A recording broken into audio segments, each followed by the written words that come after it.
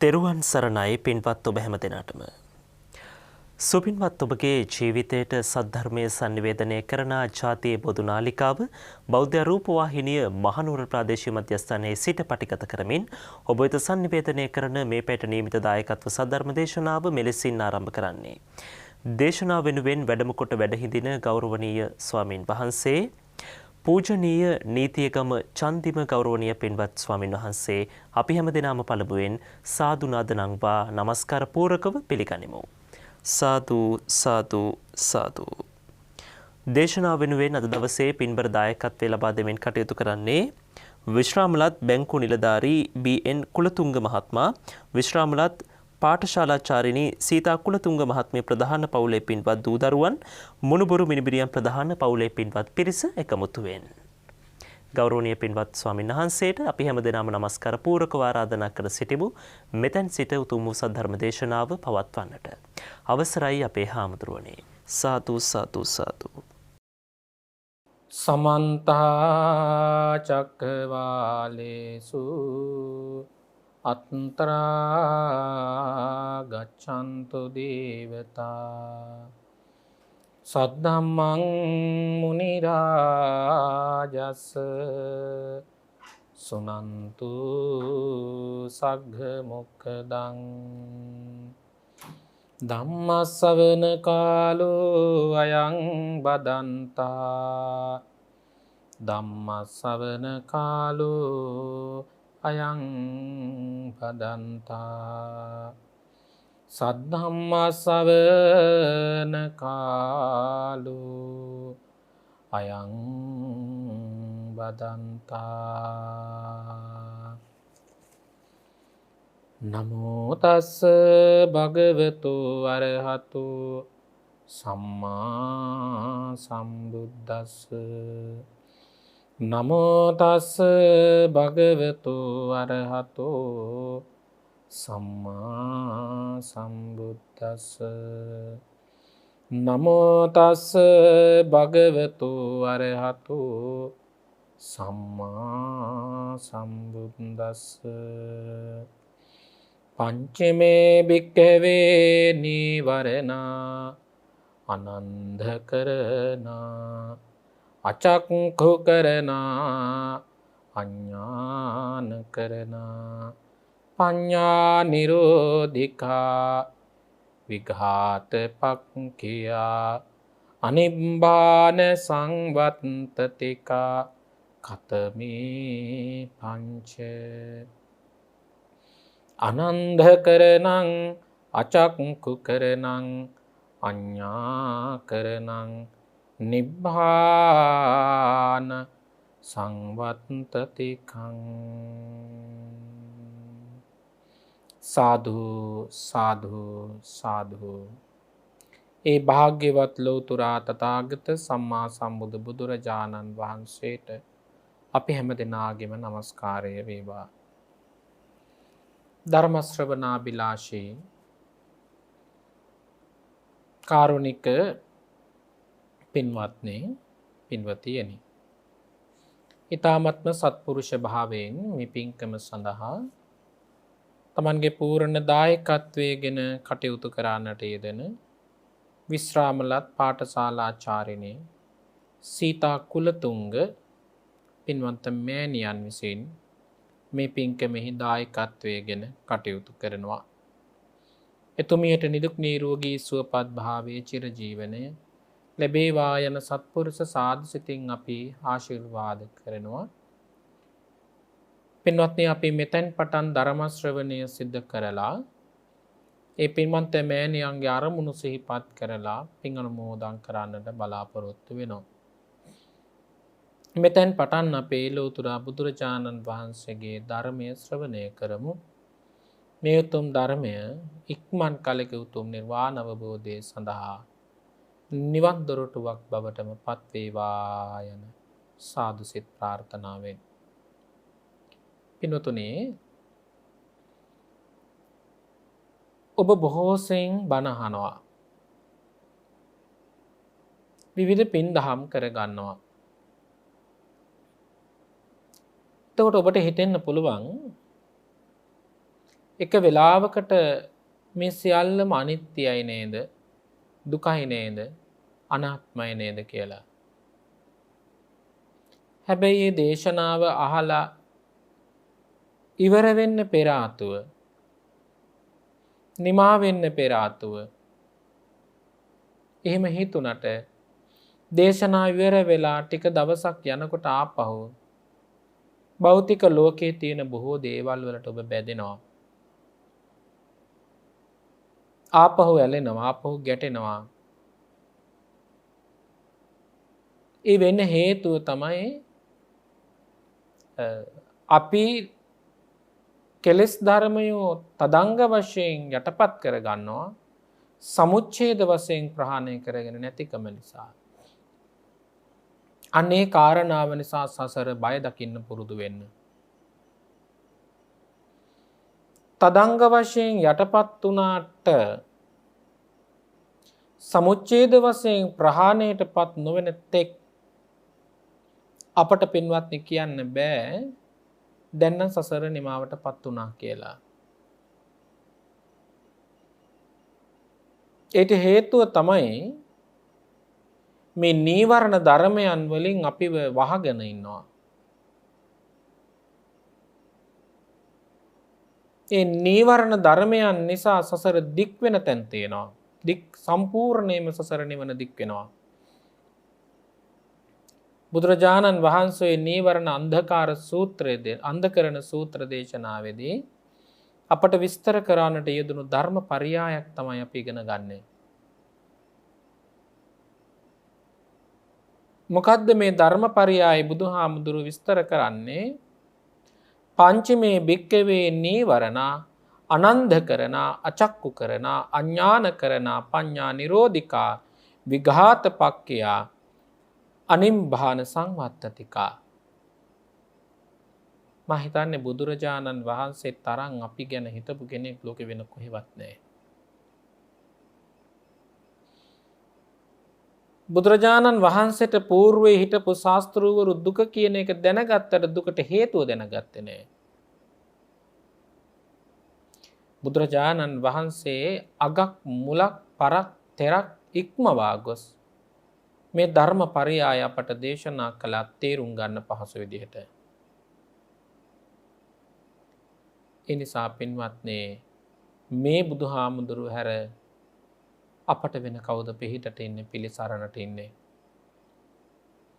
බලන්න මේ නීවරණ අන්ධකරණ සූත්‍ර දේශනාවේදී බුදුරජාණන් වහන්සේ අඳුරටපත් වෙලා ඉන්න නුවණස නැති කරලා දාපු අඥාන භව ඇති කරපු ඥානෙ නැති කරලා දාපු දුක් ස්වභාවයේ පමුණුවපු නිවන පිණිස බාධාවක් වුණු ධර්මයේ උපස්තනා ගැන අපිට කොච්චරනම් පැහැදිලිව දේශනා කරලා තියෙනවද කියලා.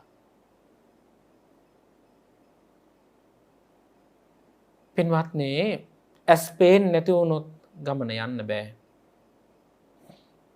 ප්‍රඥාව නැති වුණොත් යමක් තේරුම් ගන්න බෑ. අඥානකම ඇති වුණොත් ඥානෙ නැති වෙලා යනවා. ඥානවන්තකම පිහිටන්නේ නැහැ.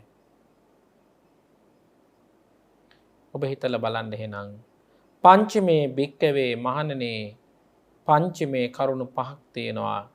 නීවරණ ආනන්ද කරන මොකක්ද? අන්ධ භාවය ඇති කරවන. කොච්චර පලිබෝධයක්ද කියලා ඔබ බලන්න. කොච්චර සතුරෙක්ද කියලා ඔබ බලන්න. දුකට පමුණුවන කොතරම් හේතුවක්ද කියලා ඔබ දකින්න. මොකද්ද? අන්ධ කරන අන්ධකාරය ඇති කරවනවා. අචක්කු කරන චක්කු කියලා කියන්නේ නුවණ. චක්කුන් උදපාදී නුවණක් පහළ වුණා. අචක්කු කරන අනුවණකම.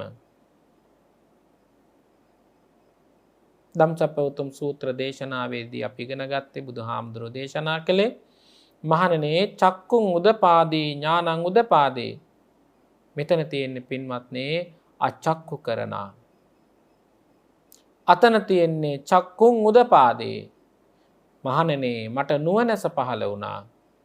මෙතනදී බුදුරජාණන් වහන්සේ දේශනා කරන්නේ නුවණ නැති කළා. අචක්කු කරන.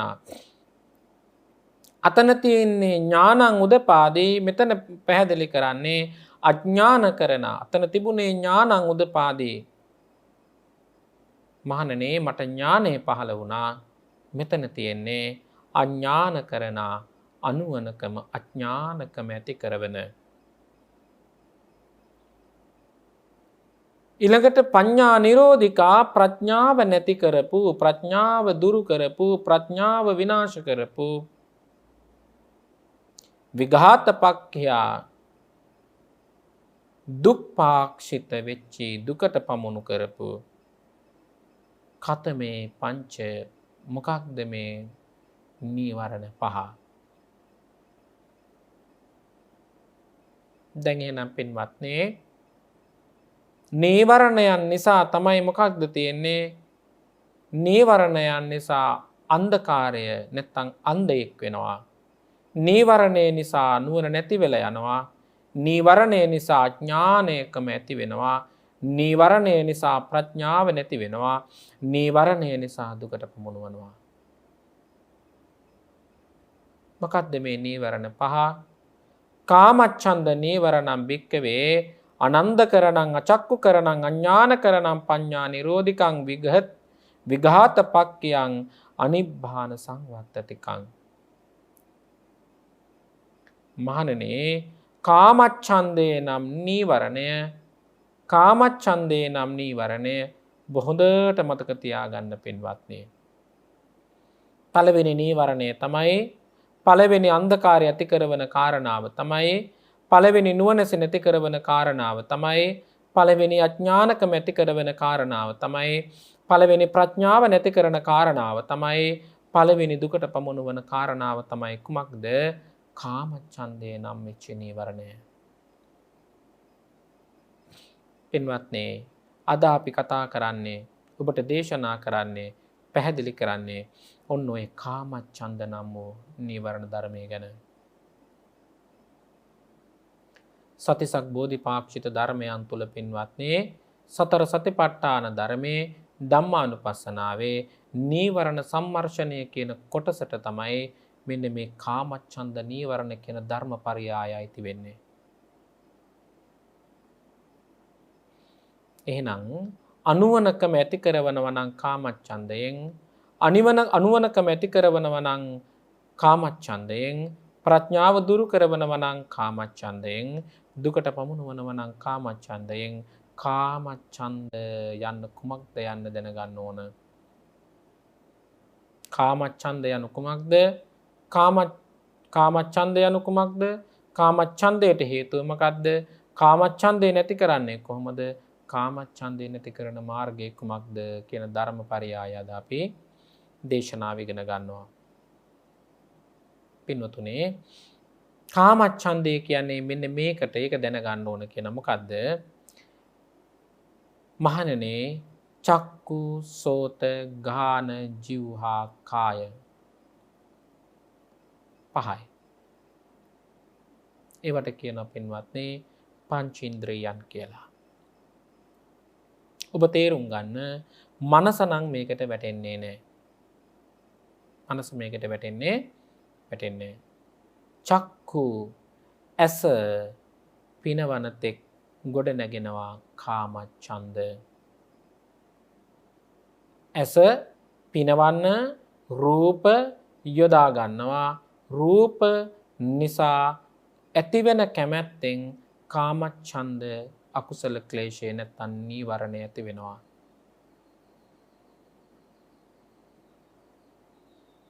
බුදුරජාණන් වහන්සේගේ දේශනාවේදී විස්තර කරනවා යම් වස්තුවක් දකිනකොට වස්තුවට ඇතිවෙන කැමැත්ත කාමච්ඡන්දය. වස්තුවේ නෙමෙයි ප්‍රශ්නේ තියෙන්නේ. ඇහි නෙමෙයි ප්‍රශ්නේ තියෙන්නේ. එහෙනම් කොහෙද?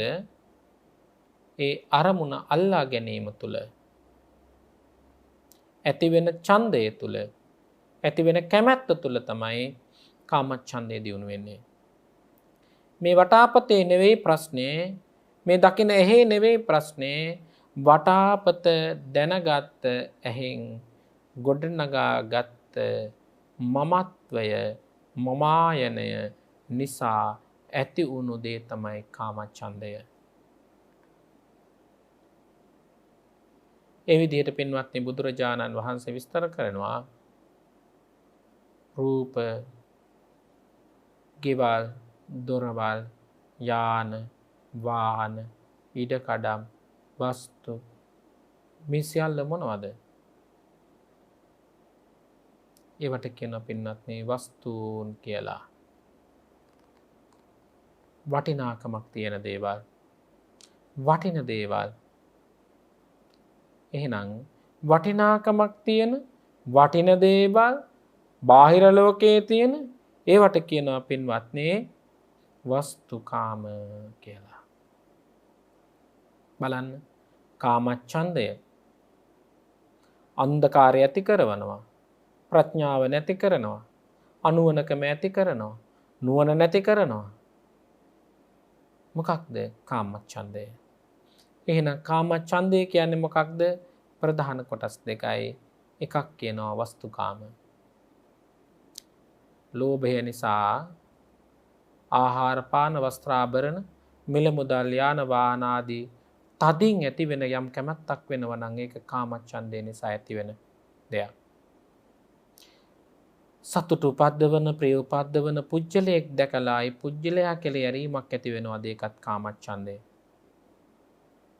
පින්වත්නි අමුදරුවන්ද දූ දරුවන්ද ස්ත්‍රී පුරුෂ දෙමේ සියල්ලම කාමච්ඡන්දයක්. මෙන්න මේවා නිසා සමාධියට සතුරු බාධාවෝ පමුණුවනවා. වතු පිටි නිසා, ගේ දොර නිසා, ඉඩ කඩන් නිසා, වස්තු දේපල නිසා, දූ දරුවෝ නිසා සමාධි සිතට බාධාවක් ඇති කරවනවා. ඒ නිසා ඒක නීවරණ. සිත සමාධිගත කරගෙන තියාගන්න පුළුවන් කමක් නැහැ කියනවා. විවිධ අරමුණු කරහා සිත ගමන් කරනකොට ඒ සිතුවිලි නිසා යෝගාවචරයාගේ සිත සමාධිගතව පවත්වා ගන්න පුළුවන් කමක් නැහැ. කාමච්ඡන්දයෙන් බලන්න විඩාවට පත් කරන දේවල්. පින්වත්නි අලුත් කාමච්ඡන්දය සොයසොයා ආහාරයට ගැනීම තමයි කාමච්ඡන්දයේ ස්වභාවය. දැන් බලන්න එතකොට කොච්චර මේ කාමච්ඡන්දේ විපාකයක් ගෙනල්ලා දෙනවද කියලා. දූ දරුවෝ නිසා, ඉඩ කඩන් නිසා, යාන වාහන නිසා. ඊළඟට බුදුරජාණන් වහන්සේ විස්තර කරනවා ඒ සතුට උපද්දවන යම් කෙනෙක් ඇත්නම් මේ කෙනා සොය සොයා ගිහින් ඒ සතුට භුක්ති විඳිනවා. දැන් ඔබ හිතලා බලන්නකො මේ කනට මිහිරි ශබ්දයක් කියලා. කනට මිහිරි ශබ්දේ නම් ඒ ශබ්දේ ඇති වුණේ කාමච්ඡන්ද නිසා. ඒකම එයා හොයා යනවා. ඒ ගෙදරම ගිහින් කතා කර ඉන්නවා. ඒ පුජ්‍යලයාත් එක්කම කතා කර ඉන්නවා. ඒ පුජ්‍යලයාගේ වචනේම අහහා ඉන්නවා. ඒ පුජ්‍යලයාට ඕන දේම කර ඉන්නවා. මොකක් නිසාද? කාමයට ඇති කැමැත්ත නිසා. කාමයට ඇති කැමැත්ත නිසා. හැබැයි ඒක හොයා යන ගමන තුල තියෙන විඩාවට පත් කරන එකක්. සහනයක් ඇති කරන එකක් නෙවෙයි. විඩාවට පත් කරන එකක් තමයි බුදුරජාණන් වහන්සේ විස්තර කරන්නේ. දුකට පමුණුවන කාරණාවක්. දුකම හේතු කරවන කාරණාවක්. අනුවණකම ඇති කරවන කාරණාවක්. නුවණ නැති කරවනම කාරණාවක්. කාමච්ඡන්දේ කියන නීවරණය. විවිධ සිතුවිලි එනකොට ඒ සිතුවිලි පිළිබඳව හොයා ගිහිල්ලා ඒ සිතුවිලි වල බැඳෙන්නෙත් කියනවා කාමච්ඡන්දේ නිසා.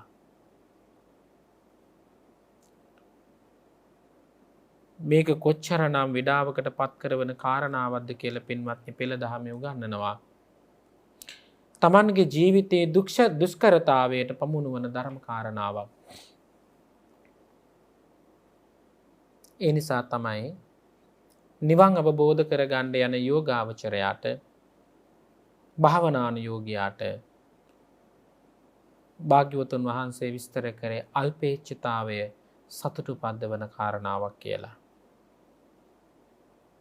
ලැබිච්ච දේ ප්‍රයෝජනයට අරගෙන ලැබුණු දේ ඵල ප්‍රයෝජන අරගෙන ලැබුණු දේටද ඇලීමක උත්සාහ ගැටීමකින් තොරව යම් වූ කෙනෙකුට කටයුතු කරන්නට පුළුවන් නම් ඒක නිර්වාණ අවබෝධය සඳහා ගමන් කරන උත්තම උත්තමාවියෙකුට පිටුවහලක් වෙනවා කියනවා. පින්වත්නි, එහෙම නැතුව කෙනෙක් අරණ්‍යයකට හරි රුක්ෂ මූලයකට හරි ශුන්‍යාගාරයකට හරි ගිහින් දැස් පියාගන්නකොට අර තමන්ගේ තිබුණු වස්තු ධන දේපල පිළිබඳව සිහියට එනකොට ඒ සිත සමාධිගත කරගන්න පුළුවන් කමක් නැහැ. ඇයි? අර කාමච්ඡන්දය කියන නීවරණය නිසා සැනසෙල්ල නැති කරලා දානොත් දුක උපද්දවනවා. ඒකට මොකක්ද උනේ කියලා හොයන්න හිතෙනවා. ඒකට මොනවා වෙයිද කියලා හිතලා ඒකට ප්‍රතිකර්ම කරන්න හිතෙනවා. ඒ නිසා නිවන බොහෝ දුරකට ඇදලා දානවා කියනවා මේ කාමච්ඡන්ද සිතුවිල්ල නැත්තම් කාමච්ඡන්දය කියන නීවරණය. කාමච්ඡන්දේ බාධාව ඇති කරනවා එහෙනම් යෝගාවචරයාගේ පැවිදි ජීවිතේට. මෙන්න මෙහෙම කරන්න කියන එක. ඒ කාමච්ඡන්දේ දුරු කරන්න නම් තමාට කාමච්ඡන්දේ තියෙනවා යයි කියලා ඉස්සල්ලා යෝගාවචරය දැනගන්න ඕන. දැන් ඔබ හිතන්න ඔබ භාවනානුයෝගීව ඔබට අන්ධකාරය නැති කරගන්න ඕන නම් ප්‍රඥාව උදා කරගන්න ඕන නම් නුවණස පහළ කරගන්න ඕන නම් ආලෝකය උපද්දව ගන්න ඕන නම් ඔබ දැනගන්න ඕන මට අන්ධකාරය තියෙනවා කියලා.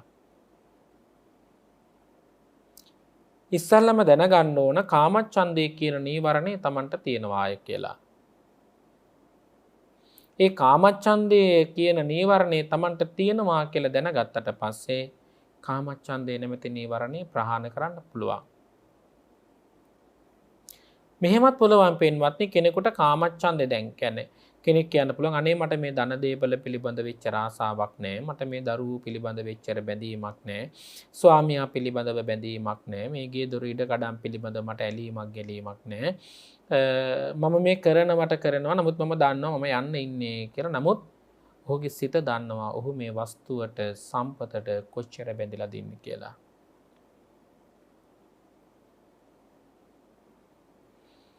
ඒකට කියනවා වංචනික ධර්මයක් කියලා.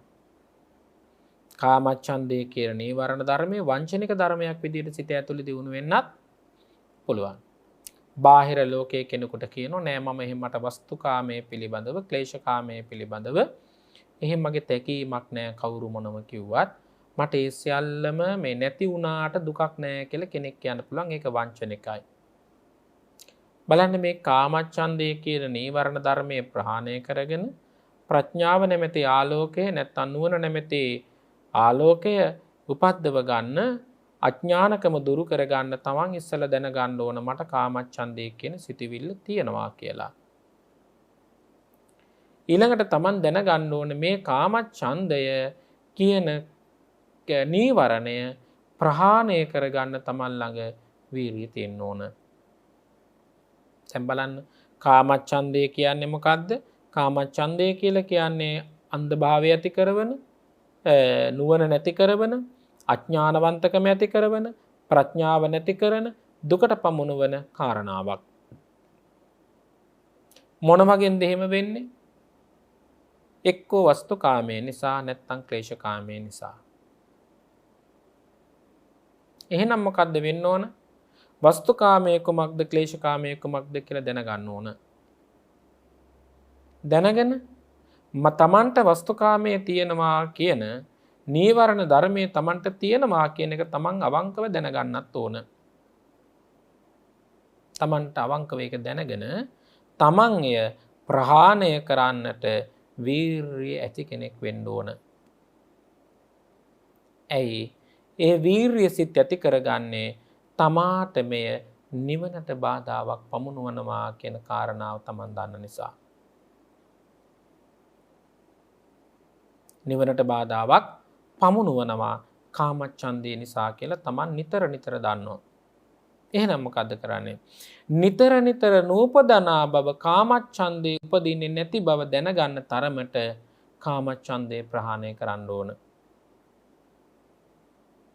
තමන්ගේ සිතේ නිතර නිතර කාමච්ඡන්දය ඇති වෙනවා නම් නිතර නිතර ඇති වෙන කාමච්ඡන්දය ප්‍රහාණය කරන්න තමන් වීරිය කරන්න ඕන.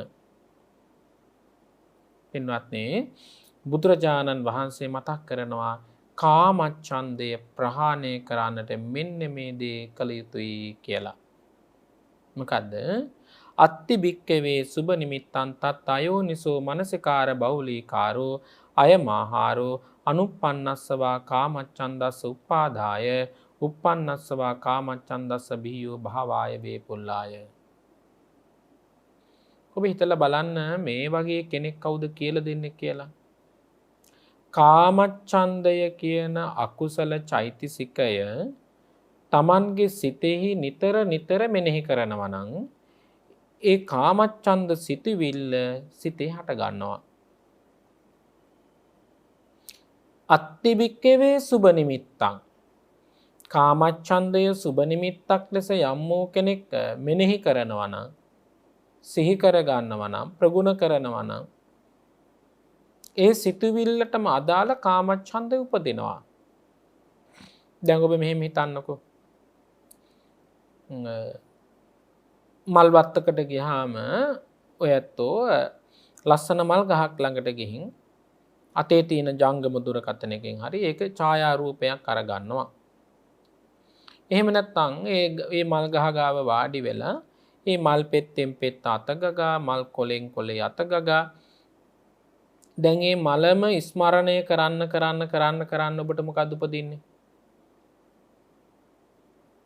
ඒ මල් ගහ නැත්නම් ඒ මල ඔබ කැමති වස්තුව ඉෂ්ටයි කාන්තයි මනාපයි ප්‍රිය රූපයි කියලා ඔබට උපදින්නේ නැද්ද?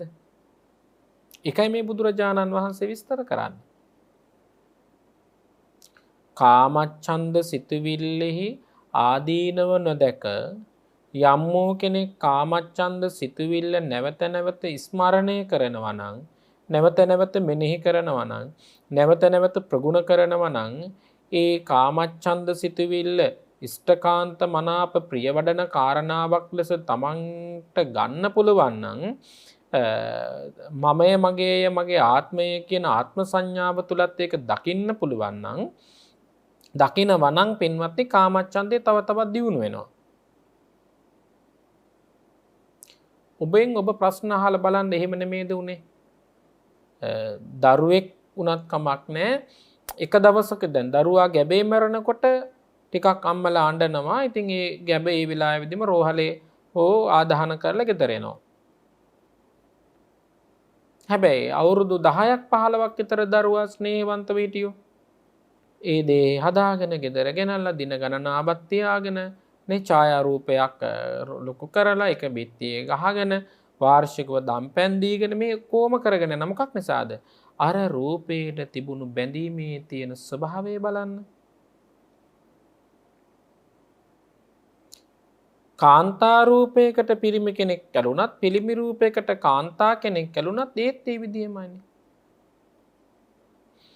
ඒ කාන්තා රූපේ හරි නැත්නම් පිරිමි රූපේ හරි සුබ නිමිති මෙනෙහි කරන්න දැන් අසුබයි නමුත් සුබ ලෙස දකිනවා. අනේ යාගේ කොණ්ඩේ දිගයි කියලා පිරිමි කෙනෙක් හිතනවා.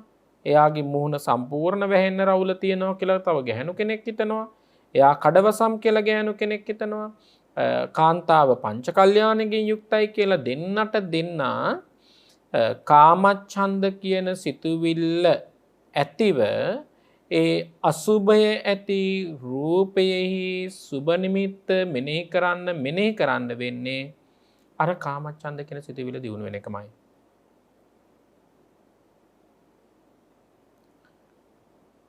ඒ නිසා බුදුරජාණන් වහන්සේ විස්තර කරනවා මේ කාමච්ඡන්දය කියන්නේ සුබ නිමිත්තං තත්ත අයෝනිසෝ මනසිකාර බහුලීකාරෝ.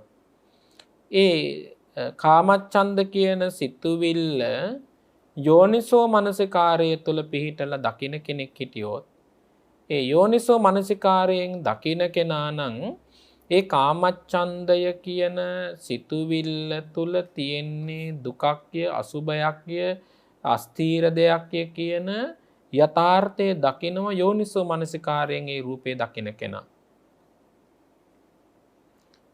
අයෝනිසෝ මනසිකාරයෙන් දකින කෙනෙක් තමයි ඉෂ්ඨකාන්ත මනාප ප්‍රිය වඩන දෙයක් විදිහට දකින්නේ. එහෙනම් ඔබ හිතලා බලන්න රූපෙද වැරද්ද ඇහේද වැරද්ද එහෙම නැත්නම් අර ඡන්දස ඇති කරගන්න චෛතසිකමේ ස්වභාවය වැරද්දක්ද?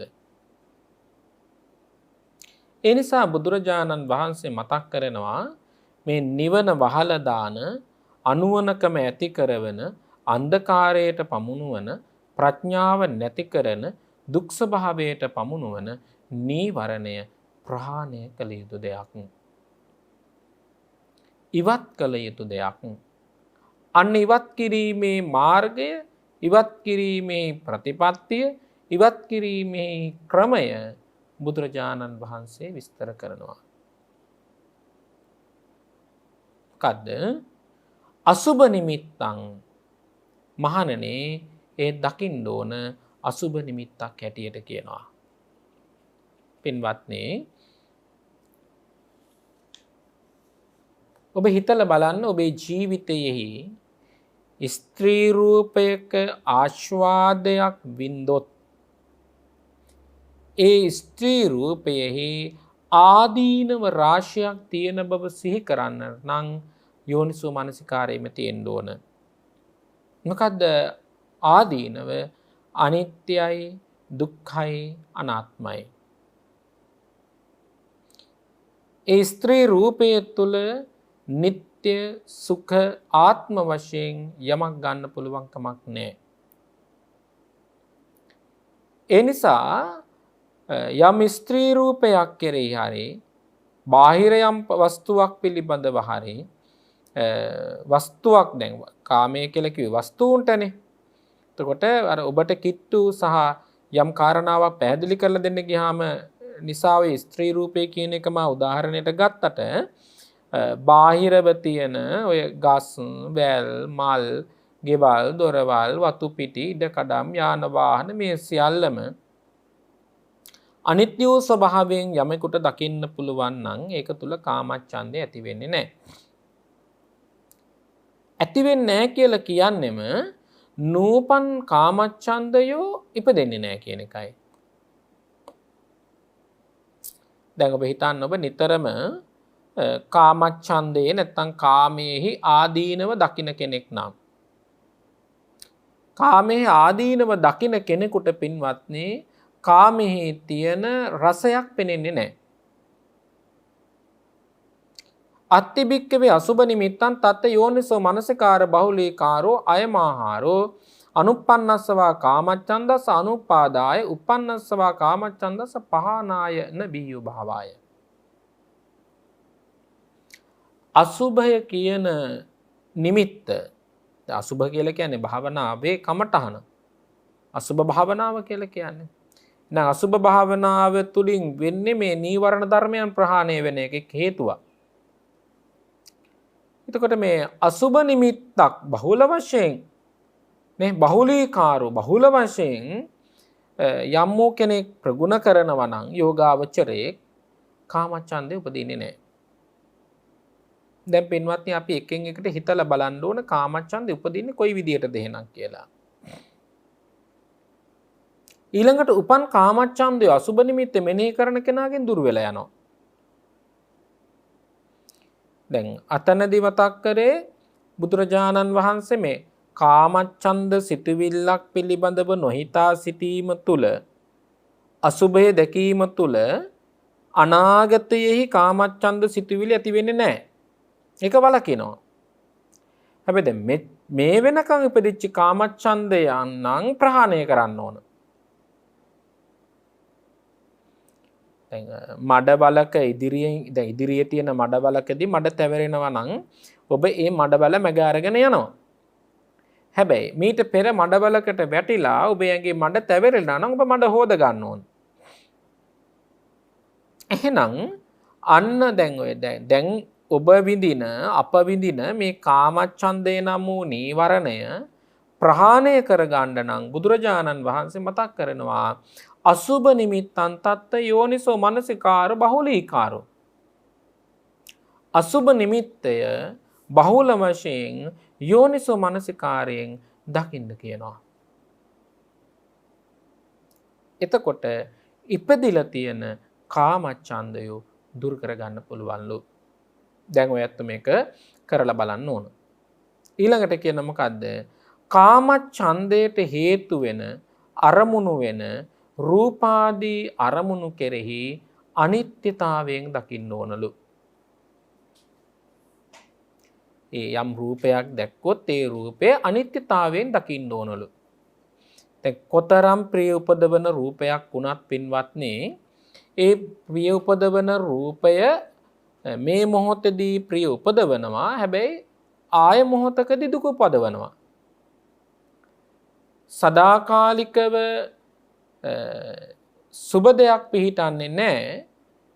ඒට හේතුව තමයි ඒ රූපය තුල තියෙන අනියත බව කොයි වෙලාවෙදී හරි එළියට එනවා.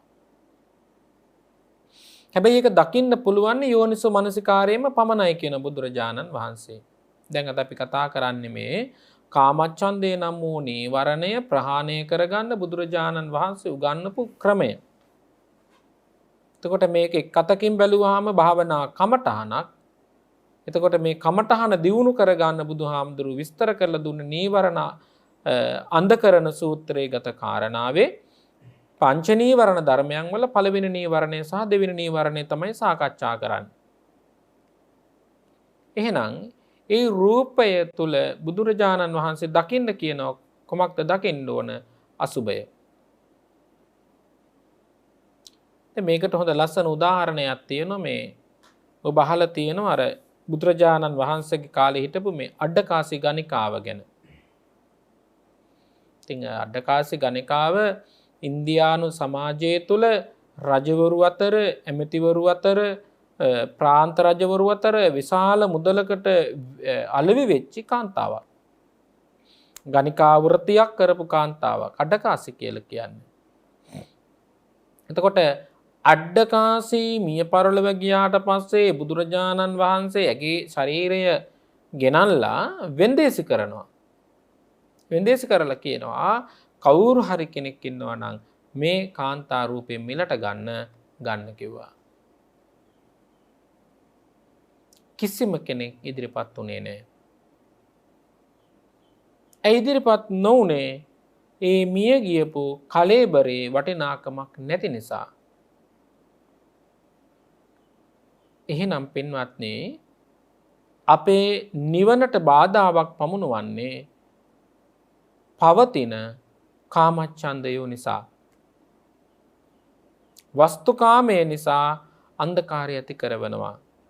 ඒ කියන්නේ නිවන නැමැති ద్వාරය විවෘත කරලා නිවන නැමැති ආලෝකය අපට ඇති කරගන්න දෙන්නේ නැහැ. නිවන අවබෝධ කර ගැනීමට අවශ්‍ය වන ප්‍රඥාව ඇති කරගන්න ඉඩහසර සලසන්නේ නැහැ. ඒ විතරක් නෙවෙයි, දුක් ස්වභාවයෙන් අත මිදෙන්න ඕන නම් ඒ දුක් ස්වභාවයෙන් අත මිදෙන්න දෙන්නෙත් නැහැ. ඒ තරම් මේ නීවරණය, කාමච්ඡන්ද නැමැති නීවරණය පමණක් නෙවෙයි, පංච නීවරණ ධර්මයන්ම පින්වත්නි නිවන සම්පූර්ණයෙන්ම වහලා දාලා තියෙනවා. ඒ නිසා තමයි බුදුරජාණන් වහන්සේ මේ පැහැදිලි කළේ, විස්තර කළේ මහණනේ මේකේ ආදීනව දකින්න ඕන කියලා. දැන් ඔයත්තන්ට ඒ කාරණාව අසුබයක් ලෙස දකින්න යම් ප්‍රමාණයක් මේ ධර්මපරියාය මා විස්තර කරලා දෙන්නම්. පින්වත්නි, බුදුරජාණන් වහන්සේ මතක් කරනවා අසුබ භාවනාවේදී දෙතිස් කුණපය පිළිබඳව සිහිපත් කරන්න කියලා. භික්ෂුන් වහන්සේලාට නිතරම කටපාඩම් කළ යුතු ග්‍රන්ථයක් තමයි සාමණේර බණ දහම් පොත. සාමණේර බණ දහම් පොතේ අසුබ නිමිත්ත බලන්න බුදුරජාණන් වහන්සේගේ දේශනාව ඇතුළත් කරලා තියෙන විදිහ. කේසාලෝමා නකා දන්තා තචෝ මන්සන් අහාරු අට්ටි අට්ටි මිජ්ජා වක්කං හදයන් යකනං කිලෝමකං ආදී වූ දෙතිස් කුණප කොටස් පිළිබඳව විස්තර කරන්නේ අසුභය පිළිබඳවමයි. ඒ දෙතිස් කුණප කොටස් වල එකතුවක් තමයි රූපයක් ලෙස දකින්නේ. හැබැයි යෝනිසෝ මනසිකාරයෙන් දැක්කහම කෙනෙකුට කෙස් ගහේ ලස්සන නෙවෙයි පෙනෙන්නේ, කෙස් ගහේ ඇති ආදීනව. ඒක දකින්න නම් පින්වත්නි යෝනිසෝ මනසිකාරයේ ප්‍රඥාව තියෙන්න ඕනම. කාමච්ඡන්දයෙන් ඇති කරන ආදීනව පිළිබඳ අවබෝධයක් තියෙන්න ඕන. කාමච්ඡන්දේ නම් වූ නීවරණ ධර්මයේ දුකට පමුණුවන දෙයක් යන්න මනාල අවබෝධයක් තියෙන්න ඕන. ඒ කෙනාට පින්වත්නි මේ භෞතික ලෝකයේ දකින දේවල් ස්ත්‍රී රූපයක් හෝ වේවා දකින දේ පෙනෙන්නේ අට්ටික සංඥාවෙන්. ඒකටම ඔබට ඉතා සුන්දර උදාහරණයක් කියන්නම්. අර බුදුරජාණන් වහන්සේ රුක්ෂ මූලයක් ළඟ වාඩි වෙලා ඉන්නකොට අර සොරු රැලක් එතනින් යනකොට ඒ සොරු රැල ඇවිදින් අහනවා ශ්‍රමණය මේ මෙතනින් කවුරු හරි කෙනෙක් පලා ගියාද අපේ රත්තරන් බඩු ටික අරගෙන ගියාය කියලා. ඒ වෙලාවේදී පිළිතුරු දෙනවා ඇට සැකිල්ලක් නම් ගියා කියලා කිව්වා. දැන් බලන්න පින්වත්නි මේ කොටස් වශයෙන් එකතු වෙලා හැදිච්ච නිර්මාණයකට තමයි රූපයකට තමයි කැමැත්ත ඇති වෙන්නේ. හැබැයි වෙන් වශයෙන් ගත්තාම මේක මහා අසුබ ගොඩක්. හිස් කට්ටට හිස කෙස් ඇලිලා තියෙනකොට, දිගට තියෙනකොට, පීරලා තියෙනකොට, හැඩ දාලා වියලා තියෙනකොට, අලංකරණය කරලා තියෙනකොට, මල් ගල් වල තියෙනකොට ඒක හරිම ලස්සනයි. පින්වත්නි හැබැයි ඒ කෙස් තනින් තන සුදු වෙලා එක දෙක හැලිලා ගිහිල්ලා අවසානට මුඩු හිසක් බවට පත් වෙනකොට ඒක අසුබයි. ජීවිතෙත් පින්වත්නි දකින්න රූපත් කියන භාග්‍යවතුන් වහන්සේ ඒ විදිහට දකින්න කියන අසුබ නිමිත්තක් විදිහට දකින්න කියනවා. කොතරම් ප්‍රිය උපදවන සිනහවක් වුණත් ඒ දත් දවසක එකින් එකට හැලෙන බව බුදුරජාණන් වහන්සේ අසුබ භාවනාව තුළ මෙනෙහි කරන්න කියනවා. කොතරම් ලස්සනට තිබුණත් ඒ මූණ දවසක මස් දිය වෙලා ගිහින් හැම ඇකිලිලා ගිහින් නහරවැල් එළියට ඉලිප්පිලා හරියට කියන බුදුරජාණන් වහන්සේ කොයි වගේද කුඹුරකට වෙලකට හේනකට ගොවියෙකු අරන් යන ලබු කල ගෙඩියක තියෙන ඒ කට්ට වගේ කියනවා මිනිස් ශරීරයේ දිරලා ගියාට පස්සේ. මිනිස් ශරීරයේ දිරලා ගියාට පස්සේ මේ ශරීරයේ හරියට ලබු කල ගෙඩියක් වගේ කියනවා. කිසිම හරයක්, කිසිම රසක්, කිසිම අර්ථයක් මේ ශරීර කූඩුව ඇතුලේ නැහැ. හැබැයි පුංචි කාලයක් තුල, ක්ෂණයක් තුල, ඊ타මත්ම කුඩා කාලයක් තුල මේ මෝහණය ඇති ප්‍රියමනාපකම නිසා කාමච්ඡන්දය ඇති කරගෙන විශාල වේදනාවක් විඳින බව සිහි කරන්න කියනවා. ඔබ ඔබේම ශරීර කූඩුවෙන් මේ දකින්න පුරුදු වෙන්න. ඔබ ඔබෙම මේ බඹයක් තරම් වූ ශරීර කූඩුව ඇතුලේ මේ කියන සියලුම සත්‍ය අන්තර්ගත වෙලා තියෙන බව බුදුහාමුදුරු විස්තර කළා. කොතරම් රසට, කොතරම් හොඳට මිනිස්සු එකම කෑම මේසේ ආහාර ටික ගීත ගයා සංගීතයක් එක්ක එකතු වෙවි විවිධ රස වර්ග විවිධ පාට වර්ග එකතු කරගෙන මිනිස්සු එකම ඉඳගෙන ආහාරය ගන්න ඔබ දැකලා තියෙනවා. මේ බුදුහාමුදුරුවෝ දකින්න කියනවා කොච්චර අසුබ දෙයක්ද වැසිකිළිය පාවිච්චි කරන්න ගියාම දොර වහගෙන මිනිස්සු වැසිකිළිය පාවිච්චි කරනවා. කවුරුත් එකට එකතු වෙලා වැසිකිළිය පාවිච්චි කරන්නේ නැහැ. බලන්න කියන බුදුරජාණන් වහන්සේ අසුබය. අදෝ මාර්ග වලින් කැලි කසල පිට වෙනවා, ඇඟෙන් දහඩිය පිට වෙලා යනවා, කටෙන් කෙල විසික්ක වෙනවා, කටෙන් ගඳ ගහන්න පටන් ගන්නවා, ඇස් වලින් කබ කඳුළු ගලනවා, නහයෙන් සොටු දීර ගලනවා, කන් දෙකෙන් සැරවේ ගලනවා, කම්පු පුරලා යනවා. බුදුරජාණන් වහන්සේ දකින්න කියනවා කොතරම් ප්‍රිය උපදවන රූපයක් වුණත්, කොතරම් ප්‍රිය උපදවන වස්තුවක් වුණත් මේක තමයි වෙන්නේ කියන එක තේරුම් ගන්න කියනවා. මේ තමයි ලෝකයේ තියෙන ස්වභාවය කියලා බුදුරජාණන් වහන්සේ මතක් කරනවා යෝනිසෝ මනසිකාරයෙන් දකින්න කියලා.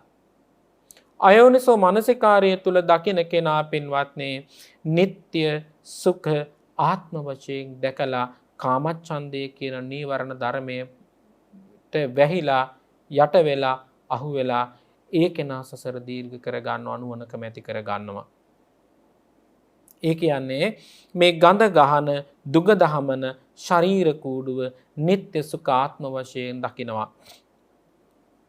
දරුවෝද දෙමව්පියෝද වැඩිහිටියෝද සතා සීපාවද හරක බානද මේ කියන සියලු වස්තුන් ෂණයක් තුළ විනාශ වෙලා යනවා කියන එක තේරුම් ගන්න පුළුවන් කමක් නැහැ. ඒ වස්තුන් වලට ඕන් කැමැත්ත ඇතිව කාමච්ඡන්දේ දියුණු කරගෙන වස්තුව රකින්න සූදානම් වෙනවා.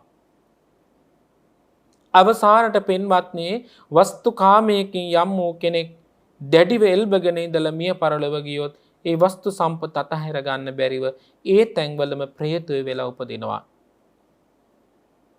ඒ තැන්වලම නිර්සත්තු වෙලා උපදිනවා. කිසිම කෙනෙකුට එළව ගන්න බැරි විදිහට කිසිම කෙනෙකුට උපක්‍රමයක් යොදලා ඒ පිරිස එතනින් අයින් කරන්න බැරි තරමට ප්‍රේතය වෙලා ඒ වස්තුන් වලට කැමැත්තෙන් බැඳෙන මිනිස්සු පිරිස පිළිබඳව බුදුරජාණන් වහන්සේ ප්‍රේතවත්ව වර්ණනාවේදී මනා ලෙස අපට විස්තර කොට පැහැදිලි කළා. ඒ තරම් ආදීනව ඇති බව. වතු පිටි වලට ආසාවෙන් ඉඳලා මැරිච්ච මිනිස්සු ඒ වතු පිටි වලටම අධිග්‍රහිත ප්‍රේතය වෙලා ඉපදිලා වැසකිලි වලවල් වල ආහාරයක් කොට ජීවත් වෙන අය ගැන බුදුහාමුදුරුවෝ දේශනා කළා. ඒ නිසා පින්වත්නි මේ සසර කියන ගමන සැපදායක දෙයක් නන් නෙවෙයි.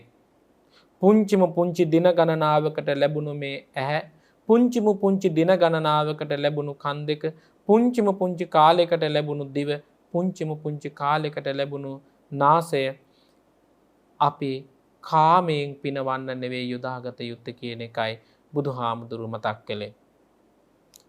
එක පියවරක් හෝ ඉදිරියට ගමන් කරන, එක පියවරකින් හෝ සැනසීමකටපත් වෙන, එක පියවරක් දක්වා හෝ මනුස්ස ජීවිතයේ ඉහළට යන තැනට යම් වූ කෙනෙකුට ගමන් කරන්න පුළුවන් නම් ඔහු කාමයේ ආදීනව දකින්න ඕන කිව්වා.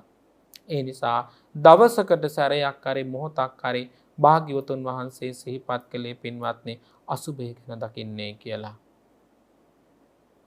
ඒ නිසා තමයි බුදුරජාණන් වහන්සේ මතක් කළේ බුද්ධානුස්සති මෙත්තාච අසුභං මරණස්සති ඉති මේ චතුරාර්යකා බුදුගුණ භාවනාව, මෛත්‍රී භාවනාව, අසුභ භාවනාව දකින්න කියලා.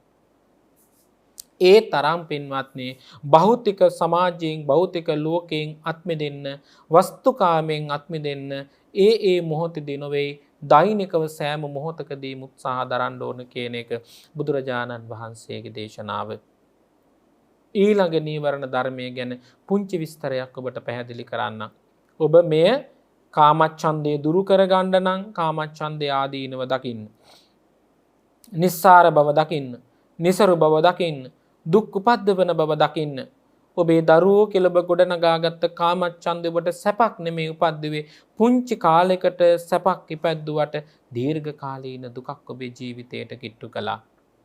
කොතරම් භෞතික සම්පත් වලින් ඔබ සම්පූර්ණ වුණාට ඒ භෞතික සම්පත් රැක ගන්න, භෞතික සම්පත් පවත්ව ගන්න විශාල වෑයමක්, වෙර වෑයමක් දරන එක දුකක් පමුණුවන දෙයක්. අනේ මගේ ගෙදර කැඩුනා, මගේ දේපල නැති වුණා, මගේ වස්තුව නැති වුණා, දුක් අඳෝනා දෙදී මිනිස්සු ගත කරන්නේ කාමයේ ඇති ආදීනව නිසා. ඒ නිසා කාමච්ඡන්දය කියන නීවරණ ධර්මයේ ප්‍රහාණය කර ගන්නට නම් පින්වත්නි ඔබ කළ යුතු එකම වෑයම, වීරිය, උත්සාහය තමයි අසුභය ගැන භාග්‍යවතුන් වහන්සේ සිහි කරපු විදියට අසුභ භාවනාව දියුණු කරන එක. දවසකට මොහොතක් හරි, දවසකට සැරයක් හරි කොතරම් වස්තුවක් මට තිබුණද මේ සියලු වස්තු වෙනස් වෙන බව යමෙකුට සිහිපත් කරන්න පුළුවන් නම් ඔහුට ඒ වස්තුවෙන් ඈත් වෙන දවසට අතහරින්න හරි ලේසි. නැත්තම් හරි අමාරුයි. ඊළඟට පින්වත්නි මතක් කළේ බුදුරජාණන් වහන්සේ ව්‍යාපාදය කියන නීවරණ ධර්මය. ව්‍යාපාදය කියන නීවරණ ධර්මයත් පින්වත්නි බුදුහාමුදුරු විස්තර කළේ ව්‍යාපාද නීවරණං භික්ඛවේ අන්ධකරණං අචක්කුකරණං අඥානකරණං පඤ්ඤා නිරෝධිකං විඝාත පක්ඛියං අනිනිබ්බාන සංවත්තතිකං. බුදුහාමුදුරු විස්තර කළේ පින්වත්නි ව්‍යාපාදයේ කියන නීවරණ ධර්මයත් ජීවිතයේහි පමුණුවන්නේ දුකක්මයි, අන්ධකාරයක්මයි, ඒ විතරක් නෙවෙයි අඥානකමක්මයි, අනුවණකමක්මයි කියන එක උන්වහන්සේ විස්තර කරනවා.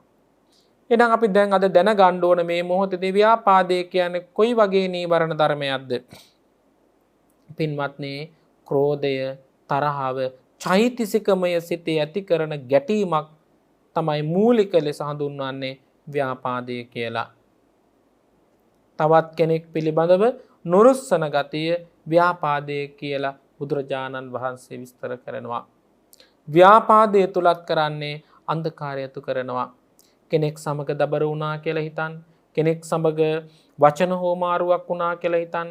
ඒක තුලින් වෙන්නේ පින්වත්නි ව්‍යාපාදයේ කියන අකුසල ධර්මේ නැත්තන් නීවරණේ දියුණු වෙන්න පටන් ගන්න එක. එයත් බුදුරජාණන් වහන්සේ මතක් කරනවා නිවන කියන නැත්නම් නිර්වාණය කියන ద్వාරයේ විවෘත කරගන්න තියෙන යතුරක් නෙවෙයි. නිර්වාණය නැමැති ద్వාරය වහලා දාන දොරක් ලෙසයි උන්වහන්සේ ව්‍යාපාදේ විස්තර කළේ. අපට තරහව නැති වෙන්න නම් පින්වත්නි ව්‍යාපාදයේ සහ මුලින් නැති වෙන්නේ අනාගාමී භාවයට පත් වුණාමයි. එතෙක් බුදුරජාණන් වහන්සේ විස්තර කරනවා ව්‍යාපාදේ දුරු වෙන්නේ නැහැ. හැබැයි ව්‍යාපාදය දුරු වෙන්නේ නැහැ කියලා කෙනෙකුට ගමන් කරන්න බෑ. ව්‍යාපාදය යම් ප්‍රමාණයකට යටපත් කරගන්න ප්‍රහීන කරගන්න එතෙක් සත්වයකට පුළුවන්කම තියෙන. ඒකට ධර්ම අවබෝධය තියෙන්න ඕන. ඒ නිසා පින්වත්නි යම් වූ කෙනෙක් පිළිබඳව තරහාවක්, ද්වේෂයක්, ව්‍යාපාදයක් හටගත්තට පස්සේ මෙත්තාය භික්කවේ චේතෝ විමුක්තිය ආසේවිතාය භාවිතාය බහුලීකතාය කියලා බුදුරජාණන් වහන්සේ ව්‍යාපාදය කියන නීවරණ ධර්මය ප්‍රහාණය කරන මාර්ගය විස්තර කරනවා. ඔබට යම් වූ කෙනෙක් පිළිබඳව ඇති වෙන පටිගයක් තරහවක් දුරු කරගන්න නම් බුදුරජාණන් වහන්සේ විස්තර කළේ මෛත්‍රී කරන්න කියලා. චේතෝ විමුක්තියා භාවිතාය බහුලීකතාය නිතර මෛත්‍රී පුරුදු කළාම මෛත්‍රී ප්‍රගුණ කළාම ව්‍යාපාදයේ කියන නීවරණ ධර්මයේ ප්‍රහාණය කරගන්න පුළුවන්. දේවතා රක්칸තිනා සග්ගෙන් වා විසංවා දෙවියන් විසින් ආරක්ෂා කරනවා. වසවිස ගින්නෙන් ආරක්ෂා වෙනවා. මේ මොකක් නිසාද? ව්‍යාපාදයේ කියන නීවරණ ධර්මයේ ප්‍රහාණය කර ගැනීමෙන්. පින්වත්නි ලැබුණු කාලයත් සමග අද ඔබට කියලා දෙන්න පුළුවන්කම ලැබුණේ නීවරණ අන්ධකරණ සූත්‍ර දේශනාවේ පංච නීවරණ ධර්මයන් වල කොටස් දෙකක් පමණයි. එයත් කියලා දුන්නේ ඊ타ත්ම කෙටියෙන්, ඊ타ත්ම සුළුවෙන්. දීර්ඝව නම් පින්වත්නි අටුවා විස්තර, ටීකා විස්තර අරගෙන විස්තර කරොත් පැය ගණනාවක් මේ නීවරණ ධර්මයන්. මේ නීවරණ ධර්මයන් නිසාමයි සසර දුක් විඳින්නේ, දුකට පමුණුවන්නේ, වෙහෙදකට පත් කරන්නේ, වේදනාවකින් විඩාවට පත් වෙන්නේ මේ කියන නීවරණ ධර්මයන් නිසාමයි. යම් පමණකට හෝ මනුස්ස ජීවිතයේ අපට නීවරණ ධර්මයන් තදංග වශයෙන් යටපත් කරගන්න වෑයම් කරලා කෙලවරදී සමුච්ඡේද වශයෙන්ම ප්‍රහාණය කරන්නට පුළුවන් නම් අපි කොයිතරම් වාග්යවන්තයෝ වෙද්ද.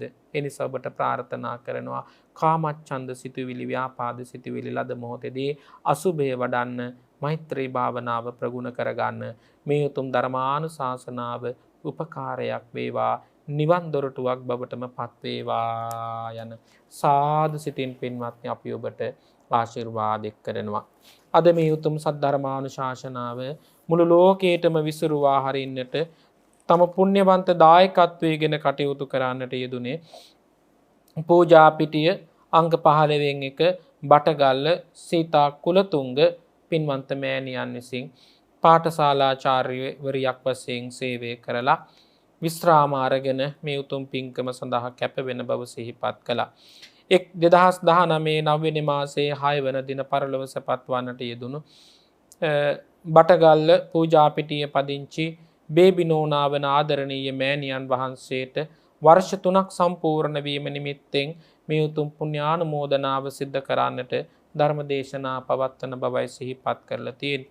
තමන් මේ ලෝකයට ඇති දැඩි කරලා පෝෂණය කරලා සමාජයේ හොඳ දරුවෙක් බවට පත් කරලා රටට ලෝකයට බරක් නැති සෑම මොහොතකදීම කුසලයක් උපද්දවන බෝධිසත්වයන් පුරපු පාරමී ධර්මයක් පූර්ණණය කර ගන්නට හැකියාව ලැබෙන පුණ්‍යවන්ත වෘත්තියකට තමන්ගේ දරුවා පුරුදු පුහුණු කරලා සමාජයේ හොඳ ගුණ සුවඳ කියලා දීලා මිය පරලොව යන්ට යෙදුණු ආදරණීය මෑණියන්ට පින් අනුමෝදන් කරන්නටයි මෙතුමිය කල්පනා කළේ.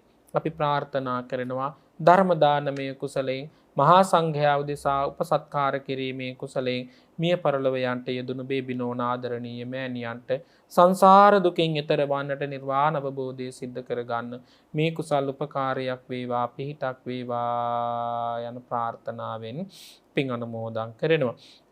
එතුමියට මේ පින් බලයෙන් ඉතා කෙටි කාලක උතුම් චතුරාර්ය සත්‍ය ධර්මය අවබෝධ වේවා යන සත්පුරුෂ ප්‍රාර්ථනාව තමයි සිද්ධ කරන්නේ. ඒ වගේම බීඑන් කුලතුංග සීතා කුලතුංග යන දෙපළගේ දෙපාර්ශවයේම මිය පරලොවගේ ඥාතීන් සිහිපත් කරලා පින් අනුමෝදන් කරනවා. මේ මාසේ 6 සහ 7 යන දිනවල ජන්මදිනය සමරන තිලින අමිලා පුතුන් දෙදෙනාට නිරෝගී සම්පත ප්‍රාර්ථනා කරනවා. බෞද්ධ නාලිකාවේ අතිගෞරවනීය නායක ස්වාමීන්ද්‍රයාණන් වහන්සේ වන බොරලන්දේ වජිරඥාන ගෞරවනීය නායක හාමුදුරුවන් වහන්සේට කාර්ය මණ්ඩලයේ ලොකු කුඩා හැම දෙනාටම නිරෝගී සම්පත සුවපත් භාවය ප්‍රාර්ථනා කරනවා. දේශකයාණන් වහන්සේට නිදුක් නිරෝගී සුවපත් බවත් හැදූ වැඩූ ගුරු දෙමාපියාදීනට උතුම් නිරෝගී සුවය දිගාසිරි සම්පත ලැබේවා යන සත්පුරුෂ සාදු සිතින් ඇත්තෝ සෙත් ප්‍රාර්ථනා කරනවා.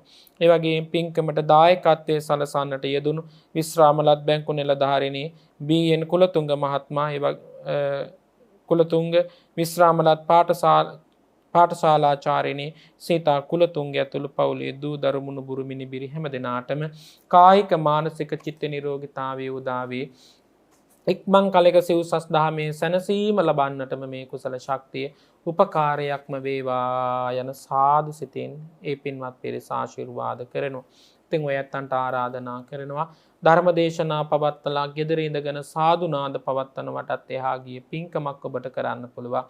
ඒ තමයි අද විස්තර කරලා දුන්නු නීවරණ ධර්මයන් තව හොඳට ඉගෙනගෙන තවත් දේශනා අහලා කෙලෙස් දුරු කරගන්න වීරිය සිත් ඇතිව ගමන් කරන්න කියන සිහිපත් කිරීම සිද්ධ කරනවා. සියලු දෙවියෝ මේ පින් ලබාගෙන සතුට සිත් ඇතිව ඔබවත් අපිවත් සම්බුද්ධ ශාසනයත් ආරක්ෂා කරත්වා දෙවියොත් උතුම් නිවනේම සැනසෙත්වා යන ප්‍රාර්ථනාවෙන් දෙවියන්ටද පින් අනුමෝදන් කරනවා. රට ජාති ආගම වෙනුවෙන් ජීවිත පූජා කළ අභිහිත රණවිරුවන්ටත් රාජරාජ මහා මාත්‍ය ආදීනටත් උතුම් නිර්වාණ අවබෝධය සැලසෙත්වා. අපවත් ඒව දහල පරම පූජනීය දරණාගම කුසල ධම්ම මහා සාමීන්ද්‍රයාණන් වහන්සේ ඇතුළු රටවාසී ලෝවාසී පිණති මහා සංඝරත්නයට ප්‍රාර්ථනීය බෝධියකින් උතුම් නිර්වාණ අවබෝධය සැලසෙත්වා. මයි ගුරු දේවෝත්තම ඓතිහාසික ලංකාතිලක රාජ මහා විහාරාධිපති අවසරයි අමනුගම රාජගුරු විපස්සනායක හාමුදුරුවෝ ඇතුළු මහා සංඝරත්නය නිදුක් වෙත්වා නිරෝගී වෙත්වා සුවපත් වෙත්වා යන ප්‍රාර්ථනාවෙන් අපි ආශිර්වාද කරනවා. ආකාසට්ටා ච බුම්මට්ටා දේවා නාග මහිද්దికා පුඤ්ඤන්තං අනුමෝදිත්වා චිරං රක්ඛන්තු ලෝක සාසනං චිරං රක්ඛන්තු ධම්ම දේශනං චිරං රක්ඛන්තු මම් පරන්ති දේවෝ වස්සතු කාලේන සස්ස සම්පත්ති හෝතු ච පේතෝ භවතු ලෝකෝ ච රාජා භවතු ධම්මිකෝ තුන් ලෝකාග්‍ර තිලවක තිලක බුදු අමාමෑණියන් වහන්සේ විසින් සකල සත්වයන් වෙත පතල මහා කරුණාවකින් යුක්තව දේශනා කොට වදාලා වූ නෛර්යානික ශ්‍රී සද්ධර්ම දේශනාවෙන් බිදක් ශ්‍රවණය කිරීමෙන්ද ශ්‍රවණය කිරීමට සැලසීමෙන්ද දහම් පීකර දහම් පනුරු පූජා කිරීමෙන්ද ලබන ලද කුසලානිසංස ධර්මයෝ මීට වසර 3කට කලින් කාලක්‍රියා කළ බේබිනෝනා ආදරණීය මෑණියන් ඇතුළු කුල පරම්පරාගත ඥාතීන්ටද පින් බලාපොරොත්තු වෙන ලෝකවාසීම දෙනාටද සර්ව මල විරේ තත්යම් පෙරතර අග්‍රාමෘත මහා නිර්වාණ සම්පත් සාක්ෂාත් කර ගැනීමටම මේ පුණ්‍ය ඵල ධර්මයෝ උපකාර වේවායි සිතා පින් සිතින් යුතුව පින් අනුමෝදන් විය යුතුය. හැම දිනාටම තෙරුවන් සරණයි.